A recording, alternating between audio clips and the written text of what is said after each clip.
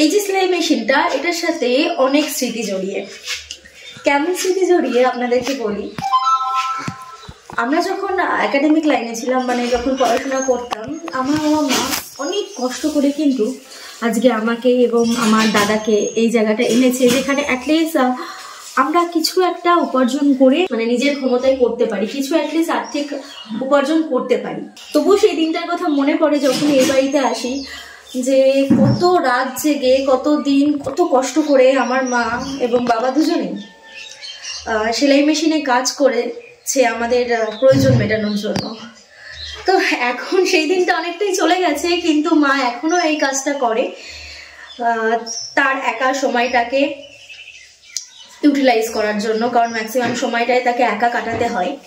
তাই আজকে সে নিজে ভাবলাম মাকে একটু হেল্প করি, তার সাথে নিজেরও কিছু সেই পুরোনো দিনের স্মৃতি মনে করি। কারণ মায়ের সাথে আমিও কিন্তু সমান তালে বহু রাত জেগে, বহু দিন জেগে, যখন আর্জেন্ট থাকতো, কারণ অন্যের কাজ অনেকদিনই আর্জেন্ট থাকতো যে না একটা লিমিটেড টাইমের মধ্যে 100 পিস 200 পিস ডেলিভার করতে হবে, তো আমিও পড়াশোনার ফাঁকে ফাঁকে কিন্তু চেষ্টা করতাম মাকে একটু হেল্প করার।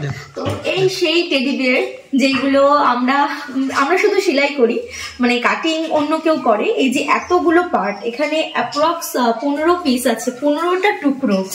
এই 15টা টুকরো জুড়লে কিন্তু একটা এই টেডি বিয়ার তৈরি হয়। তো আসুন আপনাদেরকে দেখাই তাহলে কিভাবে এই টেডি বিয়ারটা এই ছোট ছোট টুকরোগুলোর থেকে আমি তৈরি করছি। এটা হচ্ছে সেই টেডি বিয়ারের কান।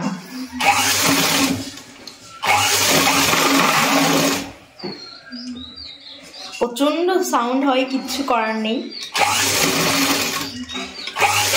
আমার মায়ের তো পায়ে আর্থ্রাইটিস, পা দিয়ে মেশিন চালাতে পারে না, তার জন্য মোটরটাকে ইউজ করা হয়। তো এটা হচ্ছে দুটো কান। ফার্স্টে এইভাবে সেলাই করে নিয়ে এটাকে উল্টে নিতে হয়। এবার চলে আসছি, এটা হচ্ছে মাথা, মানে মাথার এই পোর্শনটা, এই যে এই পোর্শনটা।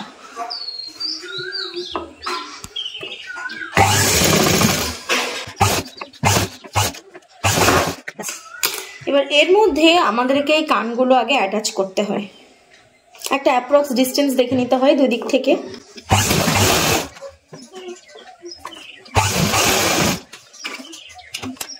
তারপরে এখান থেকে মাঝখান থেকে আবার সেলাই করতে হয়, যাতে মুখের যে একটা ফোলা ভাব, যেটা মুখের যে একটা ভাল্লুকের ফোলা ভাব থাকে, এই যে এখানকার ফোলা ভাবটা ক্রিয়েট করার জন্য কিন্তু এইখানে এই দুটো সেলাই দেওয়াটা খুবই ইম্পর্টেন্ট।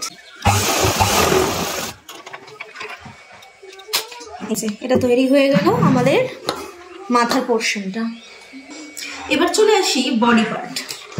বডি পার্টের জন্য এটা পা তৈরি করার জন্য এরকম দুটো টুকরো সামনের দিকে লাগে, আর হাত তৈরি করার জন্য এরকম দুটো টুকরো লাগে।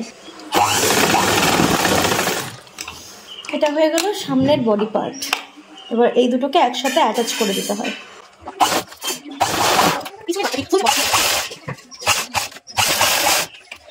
এই যে হয়ে গেল এবার দুটো পার্ট, মানে দুটো টুকরো মেইন। এবার এই দুটোকে একসাথে জয়েন্ট করে লাস্টে পায়ের বুট লাগিয়ে কিন্তু কাজটা পুরোটা শেষ হবে। এবং বলে রাখি আপনাদের যে এই যে এতটা সময় ধরে এতটা কাজ, এতগুলো টুকরো কে জুড়তে হচ্ছে, তার জন্য কিন্তু মালিক পক্ষ, মানে যে আর কি এইটার ওনার, যে কাজগুলো করাচ্ছে, সে কিন্তু জাস্ট আপনাকে 1.5 টাকা দিচ্ছে, মানে 1 টাকা 50 পয়সা, 1 রুপি 50 পয়সা। এটা কি জাস্টিফাইড? আপনাদের কি মনে হয়? কমেন্ট করে কিন্তু অবশ্যই বলবেন। অ্যাকচুয়ালি এগুলো রেট কিন্তু আগে এতটা কম ছিল না। আগে 2 টাকা, কিছু 3 টাকা করেও কিন্তু এগুলো দিত সেলাই করতে। কিন্তু জানি না, সব জিনিসের দাম বাড়ে, কিন্তু বর্তমানে কম্পিটিশন এবং যারা গৃহবধূ আছে তারা হয়তো এতটাই সংখ্যায় বেড়ে গেছে, বা যারা নিজে থেকেই ঘরে ভাবে যে কিছু একটা করি, মালিকপক্ষ বুঝতে পারছে যে না লোক অ্যাভেলেবেল আছে, তারা কিন্তু রেটটা প্রচন্ড কমিয়ে ফেলেছে। এবার আমার মাকেও আমরা এখন বারণ করি যে না, এখন আর করার দরকার নেই, এখন সেই দিনটা চলে গেছে, আমরা অতিক্রম করে এসেছি। কিন্তু স্বাভাবিক, কাজের সূত্রে আমরা সবাই দূরে দূরে থাকি, তারও তো একা দিনটা কাটে না। এবার এইগুলোর মধ্যে থেকে সে নিজেকে একটু দুশ্চিন্তা মুক্ত করে রাখতে পারে। তার কথা যে কাজের মধ্যে থাকলে দুশ্চিন্তা কম হয়। স্বাভাবিক, আমরাও সবাই বুঝি যে কাজের মধ্যে থাকলে দুশ্চিন্তা কম হয়, তাই আমরাও আর তাকে বারণ করি না এখন, শুধু বলি শরীরটাকে সামলে আস্তে আস্তে করো। তবু মনে হয় যে মা এত কষ্ট করে এতটা সময় ধরে করছে কিন্তু এত কম অ্যামাউন্ট দেয়, সেটা জাস্টিফাইড নয়। কিন্তু একসময় এই কম অ্যামাউন্টই আমাদেরকে অনেক সাহায্য করেছে। এবার এটা চলছে এবার এখানকার অন্তিম পার্ট, অন্তিম পোর্শন, যেখানে পায়ের বুটটা লাগিয়ে মালটা পুরোটা ফিনিশ করব। আমরা সেলাইয়ের কাজটা পুরোটা শেষ করবো।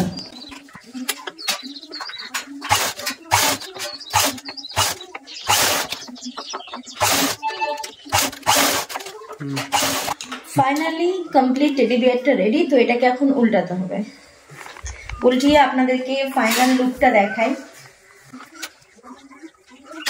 So this is final look. এটা হচ্ছে একদম ফাইনাল লুক। হাতের কাজ করতে আমি খুবই ভালোবাসি এবং যতক্ষণ মা করতো মায়ের সাথে সাথে সবকটা কাজই শিখে রেখেছি। বলা যায় না জীবনে কখন কোন মুহূর্তে কি কাজে লাগে, তাই না?